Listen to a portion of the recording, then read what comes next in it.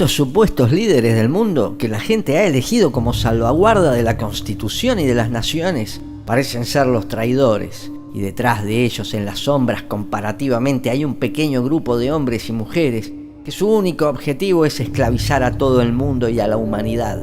Con su complot satánico de un único gobierno mundial, este siniestro plan se terminó de forjar allá lejos en el siglo XVIII, cuando vino a la existencia bajo el nombre de los Illuminati. Estos Illuminati fueron organizados por Adam Weishaupt, nacido judío que se convirtió en un jesuita y sacerdote católico. Entonces, ante la petición de la nueva casa fundada de los Rothschild, organizan los Illuminati. Naturalmente, los Rothschild fueron quienes financiaron esta operación.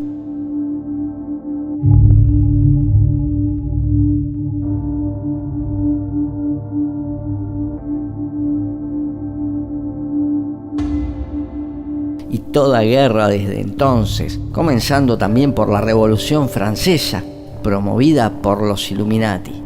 Y estas han sido promovidas por la sociedad secreta bajo diferentes nombres y disfraces.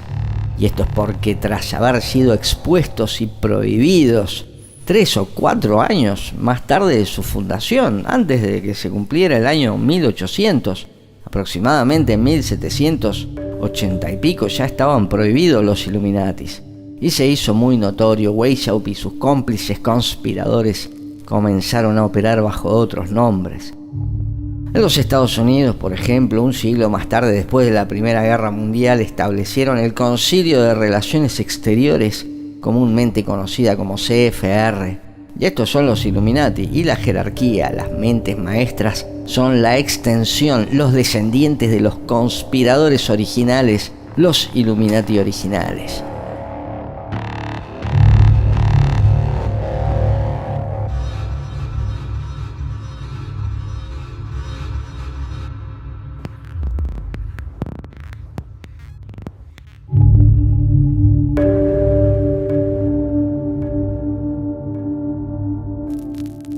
Puede que la Banca de Inglaterra abriera sus puertas. Un orfebre, Amschel Moses Bauer, abrió una casa de monedas en 1723. Afuera de la puerta puso un escudo con un águila romana roja, un sello rojo, en inglés Red Shield, que en alemán se pronunciaba Rothschild. Este sello contenía un hexagrama hermético que quiere decir lo que es arriba es abajo, que más tarde se usaría para la bandera de Israel. Cuando su hijo Amschel Meyer Bauer heredó el negocio, decidió cambiar el nombre a Rothschild. Él pronto aprendió que prestarles plata a los gobiernos y reyes era mucho más provechoso que los préstamos a individuos particulares. No solo los montos eran mayores, sino que además estaban asegurados por los impuestos de las naciones. Los gobernantes tomaban préstamos en nombre de las naciones y finalmente era la gente, el pueblo, quienes debían pagar por ellos.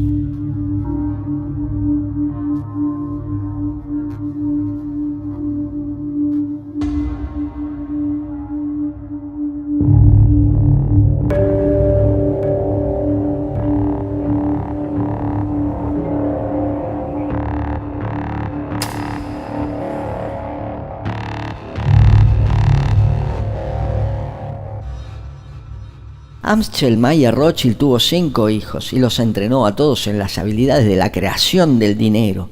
Los envió a las capitales más grandes de Europa para abrir sucursales del floreciente negocio bancario familiar. Su primer hijo, también llamado Amschel Meyer, permaneció en Frankfurt para manejar el banco de la ciudad. Su segundo hijo, Salomón, fue a Viena. El tercero, Nathan, seguramente el más inteligente, fue enviado a Londres a los 21 años. En 1798, casi un siglo después de la fundación del Banco de Inglaterra. Su cuarto hijo, Karl, viajó a Nápoles y el quinto, Jacob, fue a París.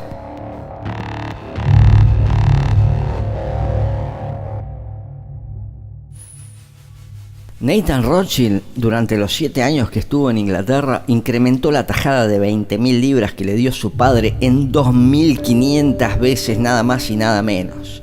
Y la cooperación interna de la familia hizo crecer la fortuna familiar de manera fabulosa. Para mediados del siglo XVIII, dominaban todos los bancos europeos y ciertamente ya habían logrado ser la familia más rica de Europa.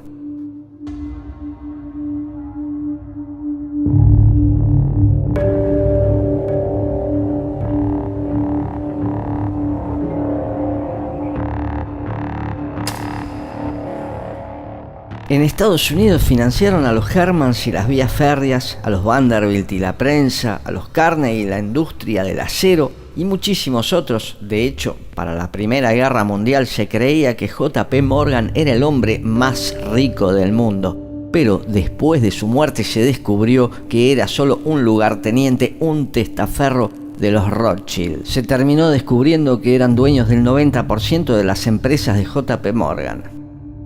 Para 1850, James Rothschild, de la rama francesa de la familia, poseía más de 600 millones de francos, que era más plata que la que tenían todos los bancos de Francia juntos. Él hizo construir una mansión al este de París llamada Perrier.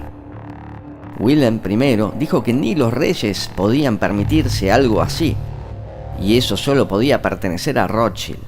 Un comentador francés del siglo XIX declaró que existía un solo poder en Europa, y este poder eran los Rothschild. Y no hay evidencia de que algo haya cambiado, tanto en las finanzas de Europa como en las de todo el mundo.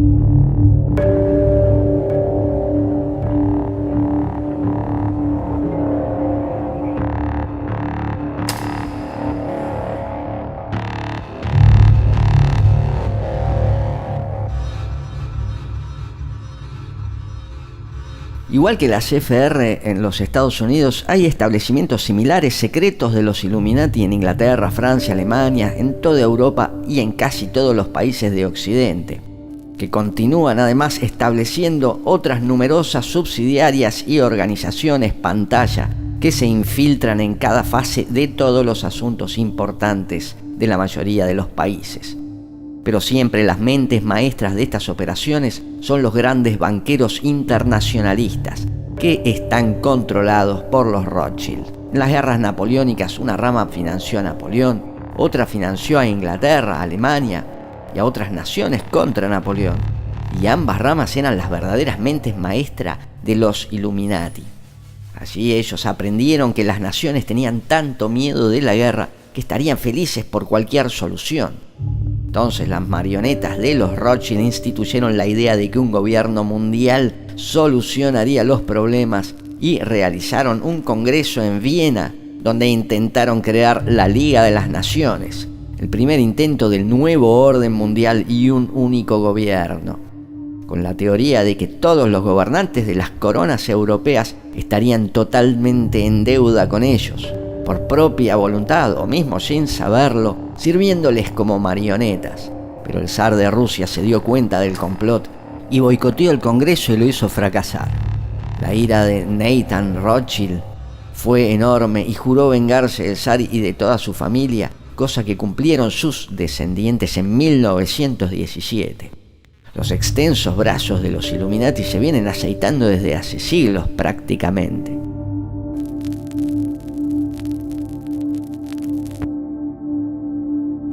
Out of these troubled times, our fifth objective, a new world order can emerge, a new era, freer from the threat of terror, stronger in the pursuit of justice, and more secure in the quest for peace. An era in which the nations of the world, east and west, north and south, can prosper and live in harmony.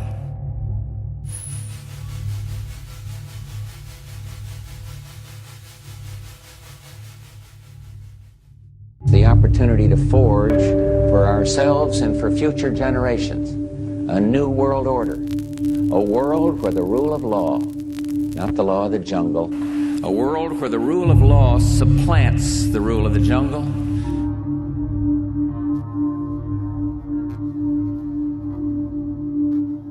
It is a big idea, a new world order. A world in which there is the very real prospect of a new world order. A world order in which the principles of justice and fair play protect the weak against the strong. Against the strong. Against the strong.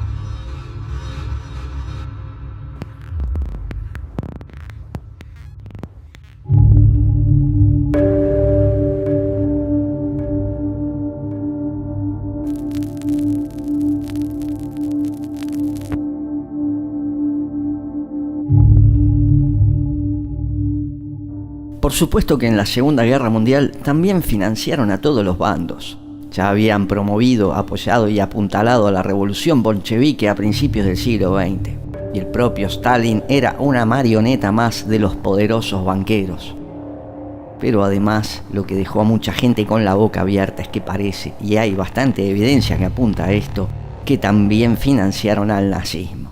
Recién vimos cómo George Bush padre, otra marioneta de los Rothschild y su gobierno único mundial, defendía fervorosamente esta idea. Porque su propia familia, su padre Prescott Bush, había apoyado a Hitler y tal como figura en el libro de James Warburg, los mismos banqueros judíos norteamericanos habían financiado a Hitler.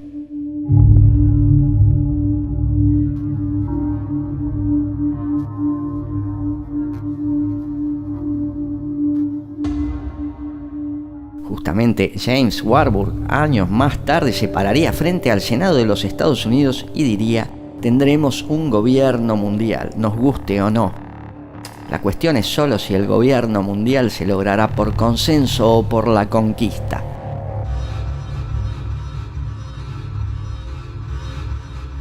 Es decir, habían financiado a todos los bandos en todas las guerras, incluido el genocidio armenio por parte de los turcos. Pero el estupor no termina ahí. Los resultados de ADN de la esposa de Hitler, Eva Braun, demostraron que era judía de la línea de los Askenazi, casualmente la misma línea de sangre que los Bauer o Rothschild.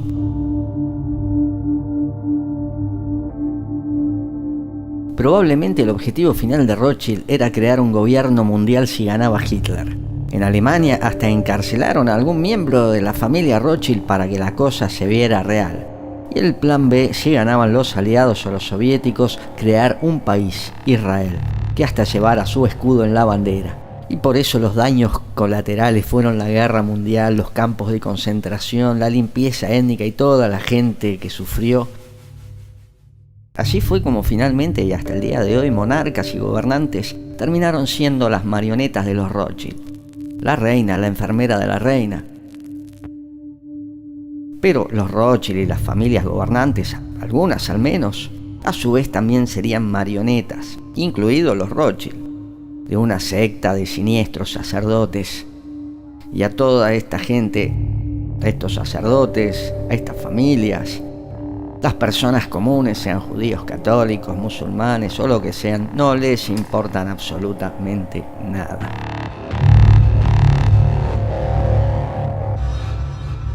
No tiene que ver ni con el judaísmo, ni con el catolicismo, ni con ninguna religión. Únicamente tiene que ver con el poder y el control. Lo único que les importa realmente es el poder y el control. Control, control, control, control.